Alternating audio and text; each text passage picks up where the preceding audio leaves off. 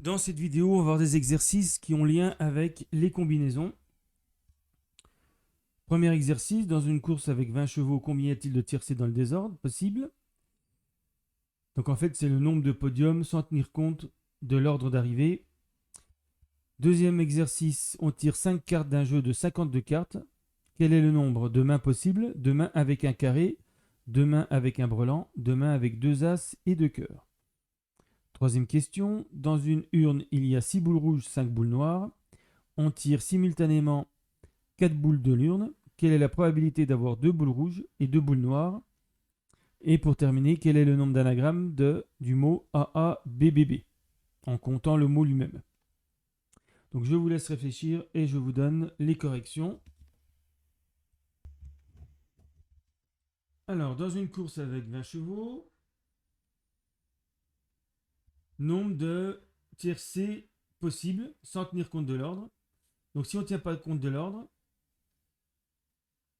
si on numérote les 20 chevaux, un résultat, un tiercé, c'est une partie de C à 3 éléments. Donc l'arrivée, ça peut être 4-7-2, 2-7-4, etc. On n'en tient pas compte. Ce qui compte, c'est les 3 chevaux qui sont arrivés en tête. Et donc là, T, c'est ce qu'on appelle euh, une partie ou une combinaison à 3 éléments de C. Comme C a pour cardinal 20, on sait que le nombre de parties, donc le nombre de tiercés, c'est le coefficient binomial 3 parmi 20. Donc une manière rapide de le calculer, 3 donne le nombre de facteurs en haut et en bas. Par ordre décroissant, on a 3, 2, 1, et là ça commence à 20, 20, 19, 18. Ce qui donne 1140 tiercés. Si on tient compte de l'ordre, voir une vidéo précédente, là il faut compter le nombre de 3 uplets sans répétition d'éléments de C. Voilà pour l'exercice 1. Alors pour l'exercice 2, on tire 5 cartes d'un jeu de 52 cartes. Donc 5 cartes simultanément. Donc ça veut dire qu'il n'y a pas répétition des cartes. On ne peut pas tirer 2 fois la même carte, bien sûr. Et puis, l'ordre n'a pas d'importance. Donc quand on voit qu'il n'y a pas de répétition possible, mais que l'ordre n'est pas important, il faut penser aux combinaisons. Donc 5 cartes d'un jeu de 52 cartes, c'est une partie à 5 éléments dans un ensemble à 52 éléments. Donc le nombre de ces parties, c'est le coefficient binomial 52, 5. Donc 5 en bas donne le nombre de facteurs en haut et en bas. Donc factoriel 5 en bas. Et puis ici on commence à 52. On diminue de 1 à chaque fois jusqu'à avoir 5 facteurs. La formule générale quand on a n et p, c'est factoriel n sur p factoriel n moins p factoriel. Ce n'est pas forcément très pratique. On préfère souvent,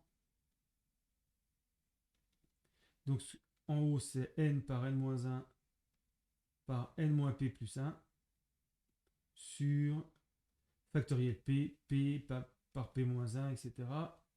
fois 1. Donc il y a le même nombre de facteurs en haut et en bas. Alors, donc pour notre exemple, ici on trouve 2 598 960. Donc un nombre important de mains possibles. Donc, deuxième question, parmi toutes ces mains, combien contiennent un carré? Ce qui permettrait par exemple de calculer la probabilité d'avoir un carré.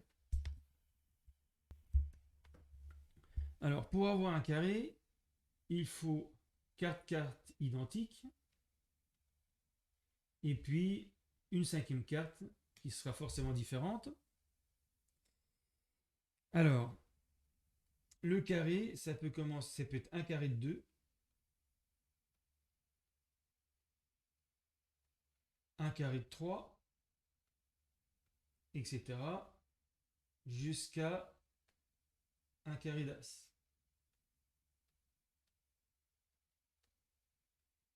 Et donc ici, ça fait 13 valeurs possibles. Mais il ne faut pas oublier la cinquième carte. La cinquième carte, par exemple pour 2, ça peut être toutes les cartes entre 3, le 3 de pique par exemple, 3 de cœur, etc. jusqu'au roi de cœur par exemple. Donc là, il y a 48 possibilités. Puisqu'il reste, si on note les 4, 2, il reste 48 cartes possibles qui peuvent compléter le carré. Donc ça va de 1 ici à 48. Même chose pour le 3 ou l'As, il y a 48 cartes possibles pour compléter le carré. Et donc le nombre total de mains avec un carré, c'est 13 fois 48 égale 624. Alors, question suivante, combien de mains avec un brelan? Donc on fera la différence entre brelan suivi d'une paire ou brelan, c'est ce qu'on appelle un full, et puis brelan suivi de 2 cartes quelconques. Donc bien sûr, surtout pas un carré. Donc c'est 3 cartes de même valeur et puis 2 cartes différentes qui elles-mêmes peuvent être identiques entre elles. Donc un brelan, on aura 3 cartes identiques et puis D1 et D2 qui peuvent être identiques ou différentes. Alors, on va commencer sans tenir compte des valeurs de D1 et D2. Donc avoir tous les brelans, y compris les foules. Et puis après, on retirera les foules, le nombre de foules, pour avoir simplement les vrais brelans. Alors, donc pour le brelan, ça peut être un brelan de 2, un brelan de 3, etc. jusqu'au brelan d'As. Donc ça fait déjà 13 cas. Ensuite, contrairement au carré où il y avait un seul cas possible, ici, ça peut être le 2 de pique, carreau, trèfle, mais ça peut être aussi pique, cœur, trèfle, etc. jusqu'à carreau, cœur, trèfle.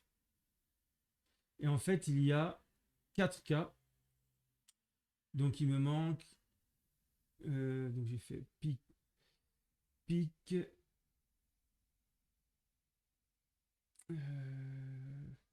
Trèfle, c'est déjà fait. Carreau, cœur. Voilà. Il n'y a que ces 4 cas. Alors, est-ce qu'il n'y a pas un moyen plus rapide d'avoir leur nombre? Eh bien, on a une partie à 3 éléments parmi l'ensemble pique, carreau, trèfle et cœur. Et donc là, le nombre, c'est 3 parmi 4, qui effectivement fait 4. Donc on a 4 embranchements. Alors c'est pareil pour le 3 et pour l'As. Donc on a déjà 13 fois 4 façons de faire un brelan. Mais maintenant, il va falloir rajouter à la suite les 2 cartes qui manquent. Donc il ne faut pas prendre les cartes parmi les 4 cartes identiques. Donc par exemple ici, j'en suis à As de pique, As de carreau, As de cœur par exemple. Et j'ai de nouveaux embranchements pour toutes les cartes qui restent. Donc il reste à choisir parmi 48 cartes, 2 nouvelles cartes. Donc ça c'est 48 fois 47 sur 2. Le calcul n'est pas important. Donc voilà tous les embranchements. Et donc le nombre de brelans, avec éventuellement le nombre de foules, les foules compris.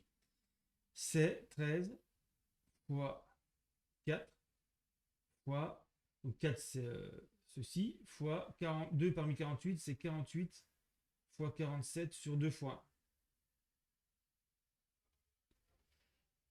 1. Et tout ça, ça donne 58 656 brelans ou foules. Donc si je ne veux que les brelans purs, je vais retirer le nombre de foules. Alors un foule, c'est par exemple 3 as et puis 2 valets. Donc je vais aller un peu plus vite, mais en appliquant les mêmes méthodes pour trouver le nombre de foules. Donc il faut déjà faire un brelan. Donc il faut choisir 3 cartes parmi 4. Il faut avoir 3 cartes parmi 4. C'est le nombre de possibilités. Et j'ai 13 valeurs possibles du 2 à l'as. Et puis ensuite, pour la paire, je n'ai plus que 12 possibilités, puisque quand l'as est choisi, par exemple, je ne peux plus choisir l'as pour la deuxième partie. Donc j'ai 12 possibilités et il faut choisir 2 cartes identiques parmi un paquet de 4 cartes identiques. Et donc voilà, vous refaites l'arbre si vous ne comprenez pas, mais c'est le même principe. Et ça donne 3744. Donc ça, c'est ce qu'on appelle des flous. Et donc si je veux le nombre de brelans purs, je fais 58 656 moins 3744 égale 54 912 brelans qui ne sont pas des fous.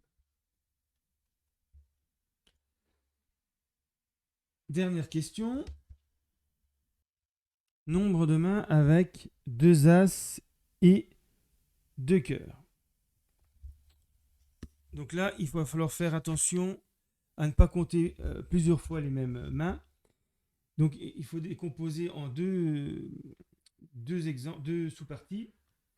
2 cas en fait. Si la main contient l'as de cœur et si la main ne contient pas l'as de cœur.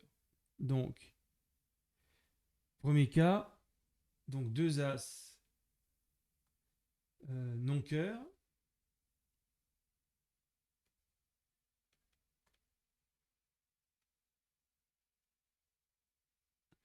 Suivi de 7, alors, un cœur non as.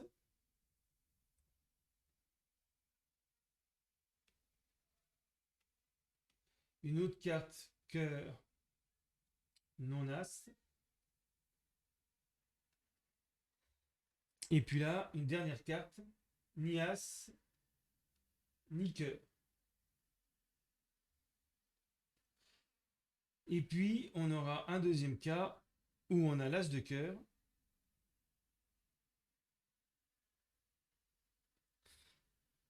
Et puis, un autre as, donc non cœur forcément.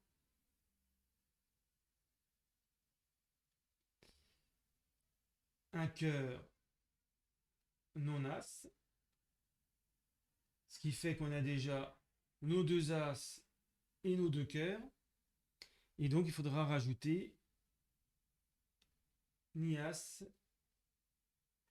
ni cœur 2 fois. Donc là, nombre de mains avec 2 as et 2 cœurs, j'ai compris avec exactement 2 as et 2 cœurs. Ce n'est pas au moins 2 as et 2 cœurs, c'est exactement 2 as et 2 cœurs. Sinon, le calcul serait un peu différent.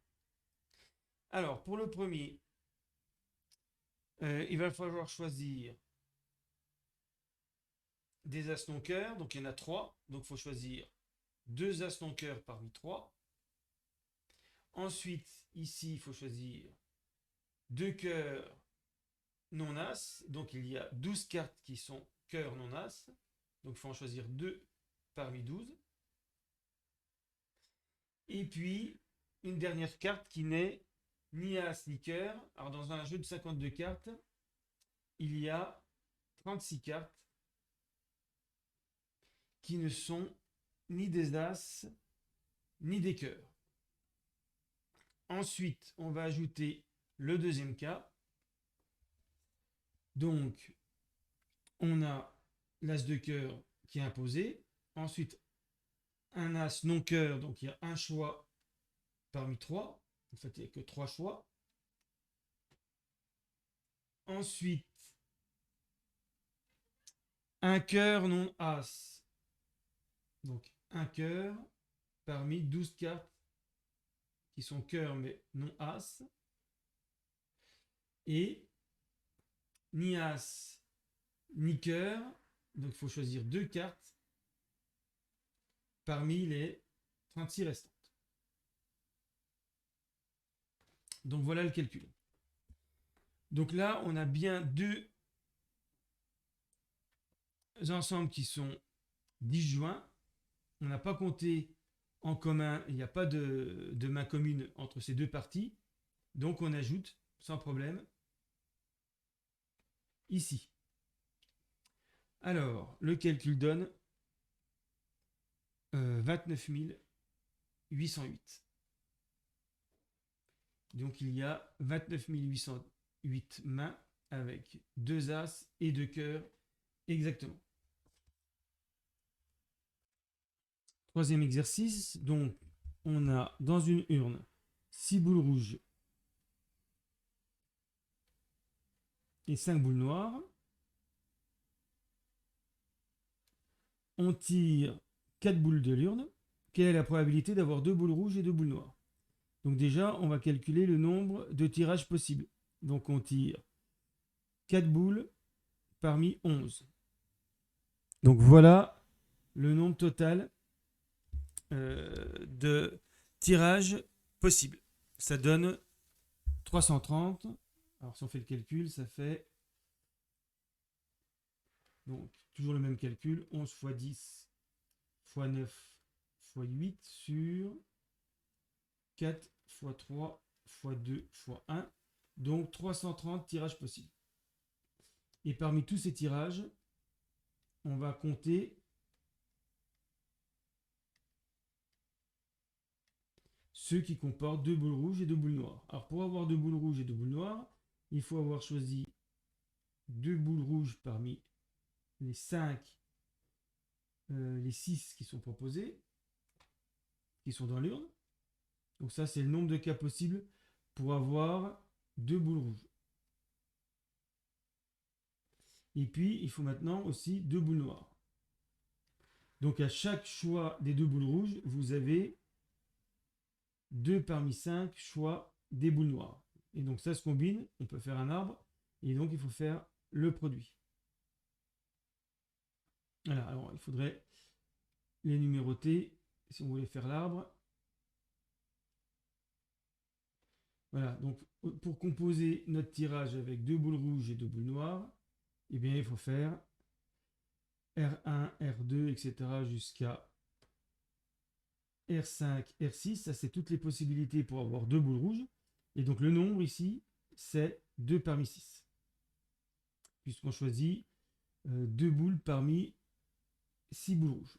Et puis, à chaque fois, par exemple pour R1, R2, on a N1, N2, par exemple, qui se rajoutent, mais ça peut aller jusqu'à N4, N5. Et donc là, le nombre ici, c'est 2 parmi 5. C'est pour ça qu'on fait le produit 2 parmi 6 fois 2 parmi 5, ce qui donne donc 6 fois 5 sur 2 fois 1, fois 5 fois 4 sur 2 fois 1. Et tout ça, ça donne 150. Et donc, parmi les 330 tirages possibles, 150 vont comporter 2 boules rouges et 2 boules noires. Donc, la probabilité d'avoir 2 boules rouges et 2 boules noires, c'est 150 sur 330, ce qui donne 5 sur 11. Voilà pour cet exercice.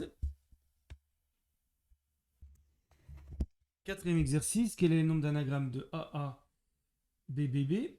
Donc là, il y a plusieurs manières de faire. Une manière qui pourrait généraliser et une manière qui utilise les combinaisons. On va voir les deux façons. Alors là, si les 5 lettres étaient différentes, on a déjà vu que c'est le nombre de permutations, ça serait factoriel 5. Le problème, c'est que si j'échange les deux A, j'ai le même mot. Donc par exemple, pour le mot AABBB,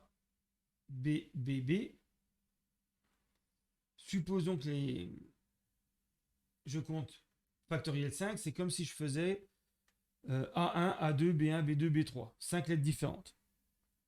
Et donc là, j'aurai toutes les permutations de A1, A2. Donc j'aurai soit A1, A2, B1, B2, B3. Et puis là, j'ai A2, A1, B1, B2, B3. Mais de même ici, si j'ai A1, A2, j'ai 6 possibilités en combinant B1, B2, B3. C'est les permutations de B1, B2, B3. Il y en a 6. Je ne vais pas toutes les écrire. B1, B2, B3, etc. En fait, il y en a factoriel 3.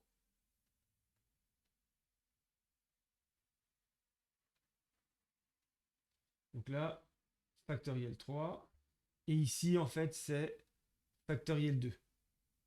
Ce qui se réduit à 2. Et donc, le même mot,